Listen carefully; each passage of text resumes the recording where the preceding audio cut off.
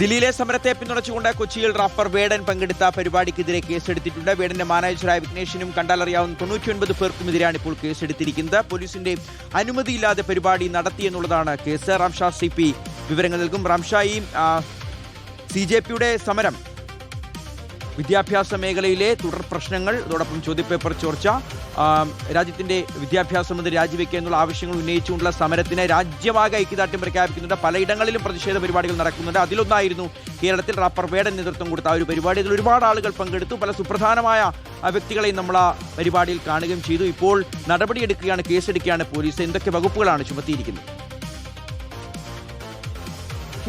ഡൽഹി ജന്തർ മന്ദിറിൽ നടക്കുന്ന വിദ്യാർത്ഥി സമരത്തിന് ഐക്യദാർഢ്യം പ്രഖ്യാപിച്ചുകൊണ്ടായിരുന്നു കഴിഞ്ഞ ബുധനാഴ്ച വൈകുന്നേരം റാപ്പർ വേടനും സംഘവും കൊച്ചിയിൽ ഒരു ഐക്യദാർഢ്യ സദസ്സ് നടത്തിയത്. പനമ്പള്ളി നഗറിലെ സെൻട്രൽ പാർക്കിന് സമീപമാണ് ഈ പരിപാടി നടത്തിയത്. എന്നാൽ ഇപ്പോൾ പോലീസ് ഈ പരിപാടിയുടെ സംഘാടകർക്കെതിരെ കേസ് രജിസ്റ്റർ ചെയ്തിരിക്കുകയാണ്. റാപ്പർ വേടന്റെ മാനേജർ വിഘ്നേഷും ഒപ്പം കണ്ടാലറിയുന്ന 99 പേർക്കെതിരെയാണ് കേസ് രജിസ്റ്റർ ചെയ്തിരിക്കുന്നത്. അതായത് 100 പേർക്കെതിരെ പോലീസ് കേസ് എടുത്തിരിക്കുന്നു. അതിൽ 99 പേർ കണ്ടാലറിയുന്ന ആളുകൾ എന്ന നിലയിലാണ് കേസ് രജിസ്റ്റർ ചെയ്തിരിക്കുന്നത്. ഇതിൽ ശ്രദ്ധേയമായ ഒരു കാര്യം, റാപ്പർ വേടനെ ഉൾപ്പെടെ ഈ പരിപാടി സംഘടിപ്പിച്ച പ്രധാനപ്പെട്ട ആളുകളെ 99 പേർ, അതായത് കണ്ടാലറിയുന്നവർ എന്ന ഗണത്തിൽപ്പെടുത്തിയാണ് ഇപ്പോൾ കേസ് എടുത്തിരിക്കുന്നതെന്നാണ് നമുക്ക് മനസ്സിലാക്കാൻ കഴിയുന്നത്.